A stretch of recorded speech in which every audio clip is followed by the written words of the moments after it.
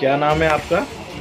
मेरा नाम दिनेश अरोतिया है। कौन से नंबर वार्ड से यहाँ पर? वार्ड नंबर 27 आज़ादपुरा से मेरी पत्नी श्रीमती मंजूर अरोतिया, जो पूर्व पार्षद रही है कांग्रेस से और पूर्व में महिला कांग्रेस कमेटी की शहर अध्यक्ष भी रही है, जिनके नेतृत्व के अंदर एक सबसे अच्छा काम जो महिलाओं के लिए हम लोगों ने मिलकर किया है वो है महिला परामर्श केंद्र, जो नागदा के अंदर कई विगत वर्षों से बंद पड़ा हुआ था।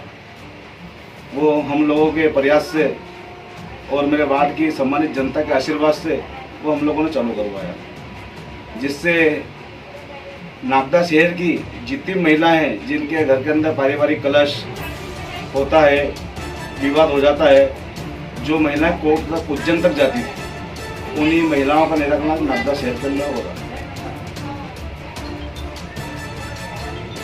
हम लोगों को ये उम्मीद नहीं थी कि हम लोगों को कांग्रेस से टिकट नहीं होगा। जो विगत 7 वर्षों से निरंतर कांग्रेस के बैनर तले सक्रिय कार्यकर्ता के रूप में हम लोगों ने काम किया और वार्ड के अंदर कई सौगातें हमारे द्वारा दी गई जो भारतीय जनता पार्टी के नेता कल्पना भी नहीं कर सकते थे। विगत 25 वर्षों से यहाँ पर भारतीय जनता पार्टी की पार्षद रहे हैं यहाँ पर, और 17 वर्षों से भारतीय जनता पार्टी की परिषद रही है। हम लोग यहाँ पर विपक्ष में रहे हैं और विपक्ष में रहते हुए भी हमने हमारे वार्ड क्रमांक 27 आज़ादपुरा को जो सबसे बड़ी सौगात दी है वो है, आज़ादपुरा में अपन प्रवेश करते हैं, जो रेलवे की ज़मीन पर नाला बना हुआ है। नाला बनने के पूर्व जितने भी पार्षद यहाँ से निकले भारतीय जनता पार्टी के, जब उनसे जनता उस नाले के बारे में चर्चा करती थी तो उनका सिर्फ 2 टूक जवाब रहता था कि यह रेलवे की ज़मीन है, हम लोग यहाँ पर कुछ नहीं करवा सकते। मैंने भी चुनाव के पहले जो है यहाँ के पूर्व पार्षद रहे, उनके संज्ञान में लाया था कि अपने आज़ादपुरा के जस्ट निकलते गंदगी रहती है और इसका निराकरण कैसे किया जाए। जब उन्होंने मुझे मना कर दिया तो मैंने संकल्प लिया इस बात का कि चाहे मुझे इसके लिए किसी भी हद तक गुजरना पड़े, मैं वार्ड की जनता के नेतृत्व में वार्ड की जनता के साथ लड़ूंगा और इस आज़ादपुरा को सबसे अच्छी सौगात उस नाले के रूप में दूंगा। और जो नाला बन के तैयार हुआ है और जो उसके ऊपर पुलिया बनी है, उसके ऊपर से 2 ट्रक आमने सामने से होकर निकल जाते हैं। वहीं पर एक सौगात हमने दी है, जो बिल्ला ग्राम से स्टेशन को जोड़ने का मुख्य मार्ग, जो ई ब्लॉक होते हुए रास्ता बिल्ला ग्राम जाता है, गंदे नाले के ऊपर एक लोहे की पुलिया थी जो जर्जर अवस्था में थी। उस पुलिया के ऊपर हम लोगों ने जनता के आशीर्वाद से एक शानदार ब्रिज बनवाया। उसके बाद क्योंकि वार्ड बहुत बड़ा हो गया था, परिसीमन के पहले वार्ड नंबर 22 और वार्ड नंबर 23 जो यहाँ के जितने पार्षद आए वो भेदभाव करते थे कि ये गली कांग्रेस की है, इसमें मुझे काम नहीं करना, ये भाजपा की मुझे काम करना है इसके अंदर। उससे हम लोग भी शिकार हुए, हमारे इधर भी कभी काम नहीं हुआ। लेकिन हमने एक संकल्प लेकर मैदान में उतरे कि हमको सिर्फ अपने वार्ड की जनता का देखना है। जो हमारे कार्यकाल के अंदर जितना भी सीसी कंक्रीट रोड का निर्माण हुआ, ऐसा कोई सा भी भारतीय जनता पार्टी का नेता नहीं है, चाहे वो पूर्व पार्षद भारतीय जनता पार्टी से विंध्या देवी गुरुल प्रसाद जी गुरील हो, पूर्व पार्षद आदरणीय श्री कशुलाल जी बामनिया हो, पूर्व पार्षद आदरणीय नरेंद्र जी केथवास हो, जितने भी यहाँ के भारतीय जनता पार्टी के पूर्व पार्षद निकले हैं उन सब के सामने अपन ने काम करवाया है। और एक और पार्षद पूर्व पार्षद भंडारी प्रसाद जी सूर्यवंशी, 4 पार्षद के कार्यकाल के अंदर 20 से 25 वर्ष निकले हैं यहाँ पर। हम लोगों का एक और प्रयास रहा है कि शासन के जो नियम है, गाइडलाइन है, 3 किलोमीटर रेंज के अंदर एक शासकीय स्कूल होना अनिवार्य है। उसी योजना के अंतर्गत एक हमारा स्कूल पड़ा था जर्जर, यहाँ पर मौलाना आज़ाद प्राथमिक विद्यालय।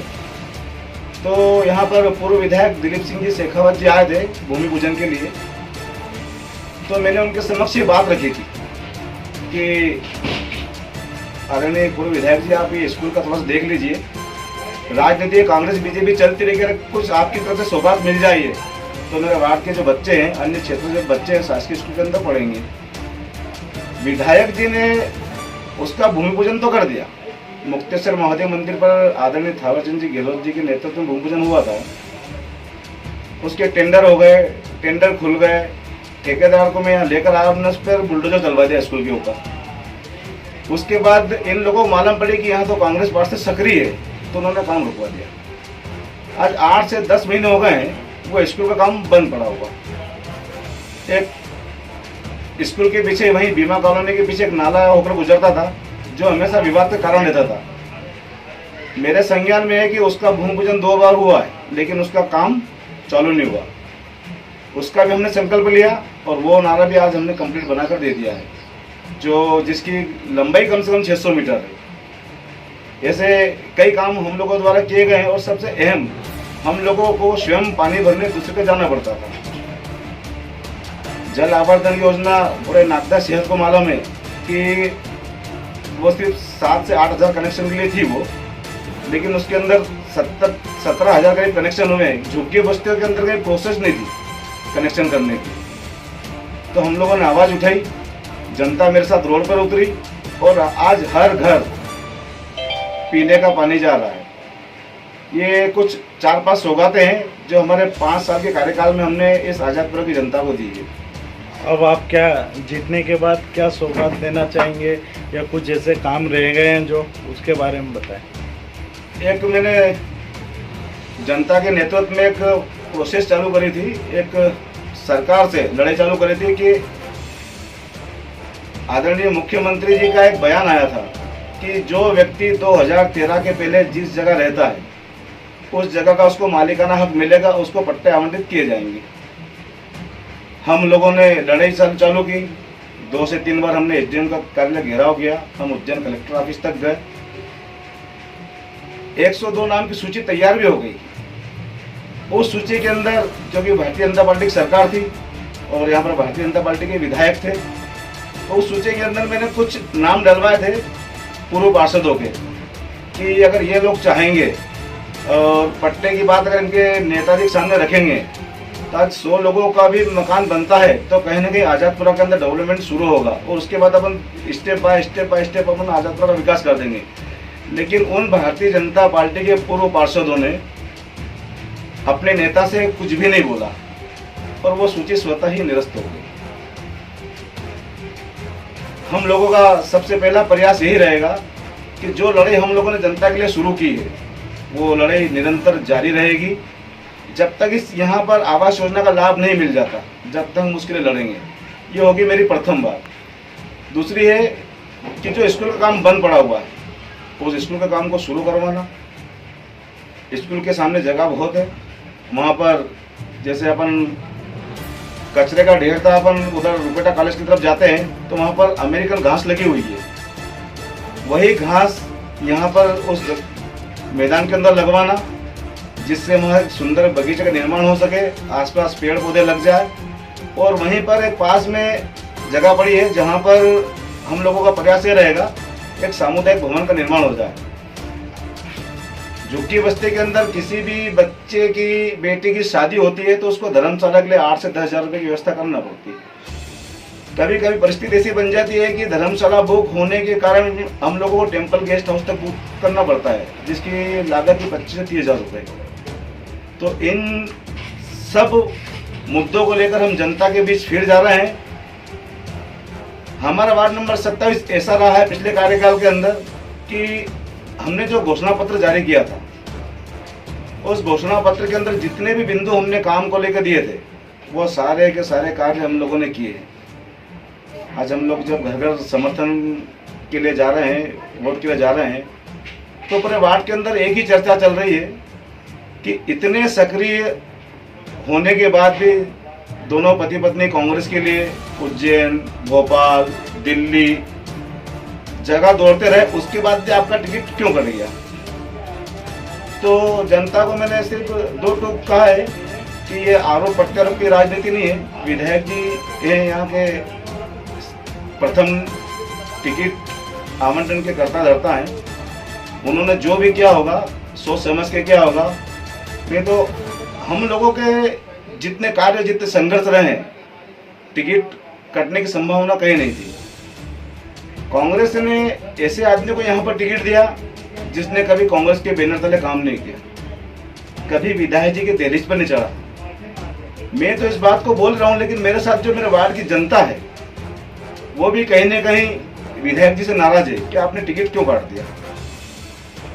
इन सभी मुद्दों को लेकर हम जनता के बीच जा रहे हैं और जनता का हमें समर्थन मिल रहा है कि आप कोशिश करो, आपने कार्य किया है और आपका कार्य हमारे साथ साथ पूरे नागदा शहर ने देखा है और हम आपका बराबर सहयोग करेंगे। यदि जनता के आशीर्वाद से पूर्ण बहुमत से आप आते हैं तो क्या वापस कांग्रेस में समर्थन करेंगे? नहीं, जनता मुझे वोट करेगी तो आप सभी मीडिया कर्मियों को, मैं सभी बंधुओं को इनवाइट करूंगा और जो मेरे वार्ड की जनता फैसला देगी, क्योंकि वार्ड की जनता वोट करेगी, वो फैसला जो भी देगी वो निर्णय सर्वमान्य होगा। अपने वार्ड की जनता से कुछ अपील करना चाहेंगे? मैं मेरे वार्ड की जनता से हाथ जोड़ के अनुरोध करता हूं कि चुनाव 5 साल में एक बार आते हैं और हमारा एक वोट हमारे वार्ड का भविष्य तय करता है। हम लोगों का प्रयास यह रहा है कि आपने जो पिछली बार हमें आशीर्वाद दिया है, आपको मतदान करने के एक दिन पहले आप पूरा वार्ड नंबर 27 आजादपुरा घूमिए। आपको कहीं भी ऐसा नहीं लगेगा कि हमारा जो मत दिया था आपने वो व्यर्थ गया है। हम आपसे विशेष अनुरोध करते हैं हाथ जोड़ के कि आप मुझे एक मौका और दीजिए और आने वाली 13 तारीख को चुनाव चिन्ह टेंट पर बटन दबाकर भारी बहुमत से विजय बनाइए। चुनाव में हम लोग राजनीति के अंदर कोई पैसा कमाने नहीं आए हैं। अगर हमें पैसा कमाना होता तो आज मैं बाहर काम करने नहीं जाता, मेरी पत्नी भी कहीं बाहर काम नहीं करती, इधर खेतों में काम करने जा रही थी। तो हमारा उद्देश्य पैसा कमाना नहीं है, हमारा उद्देश्य सेवा करना है। हम चाहते हैं कि वार्ड की जनता बोले कि कोई पार्षद पहली बार ऐसा आया था जिसने इतना सर्वांगीण विकास करा।